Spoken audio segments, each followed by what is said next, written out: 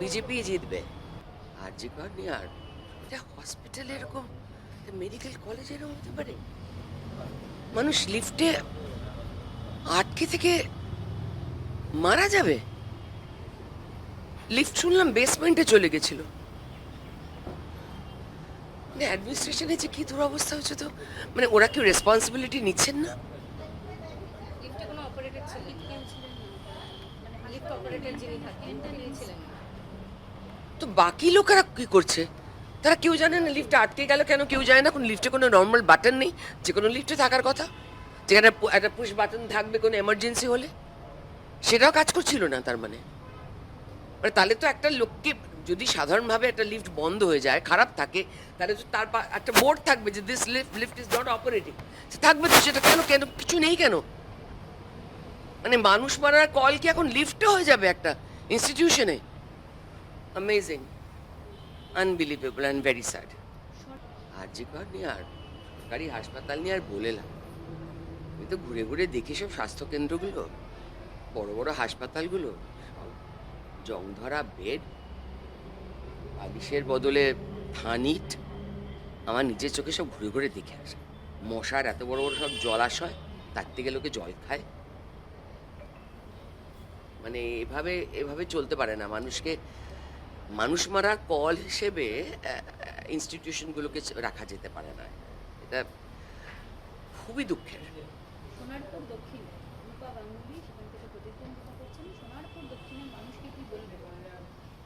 আরে বাবরে, ওখানে তো রাস্তাঘাটের যা অবস্থা, ড্রেনগুলো কি খারাপ অবস্থা। মানে এত বছর ধরে এরা সরকার চালাচ্ছে, 15 বছর ধরে টিএমসি সরকার চালাচ্ছে। মানে এত কিছু বড় বড় কথা পরিবর্তনের জন্য বলে আসার পরে ওই একটা এখন ওই বারুইপুর যাওয়ার দিকে যে একটা বাইপাস আছে আমাদের, সেন্ট্রাল গভর্নমেন্ট টাকা দিয়েছে, তাইও হয়েছে। আদারওয়াইজ তো ওখানে মানে মেন রোডটা তো, গড়িয়া মেন রোডে তো হাঁটাই যায় না। কামারগাছি থেকে যখন তুমি সোজা একদম বারুইপুরের দিকে যাবে, রাজপুর তো তারপরে, আমার তো সেখান থেকে মোড় থেকে ডান দিকে ঢুকতে হয় গলির মধ্যে। কি খারাপ অবস্থা! মানে মানুষ যে কিভাবে থাকতে এবং বাঁচতে পশ্চিমবঙ্গে অভ্যস্ত হয়ে যাচ্ছে আর কি। এবং সেই জন্য মানে জীবনযাত্রার মান চলে গেল, মানুষের ভাবনা চিন্তা, ভালোভাবে বাঁচা কাকে বলে সেটাই তো মানুষ ভুলে গেল। এভাবে তো মানে এটা তো কোনো রাজ্যকে এগিয়ে নিয়ে যাওয়ার পদ্ধতি নেই। তো এই তো কি ওদের এগিয়ে বাংলা বলে, আমার তো সারাক্ষণ মনে হয় সব কিছু তো পিছিয়ে বাংলা। কিছু কিছু জেলা থেকে এই খবর। এসব বলে কোনো আর লাভ হবে না। ওসব প্র্যাকটিসেস এবার বন্ধ হয়ে যাবে, কোনো উপায় নেই। আমি যে এটা একটা সুখবর দেখলাম, খবরেই দেখলাম যে কমিশন থেকে নাকি আগের বারে 21-এ যারা অন্যায়গুলো প্রশ্রয় দিয়েছিলেন আধিকারিকরা, তাদেরকে সব ট্রান্সফার করা হচ্ছে হেন তেন। Those are good steps, probably এটা কাজ করবে। আর মানুষ না এবার সাহস অনেক বেশি পেয়ে গেছে।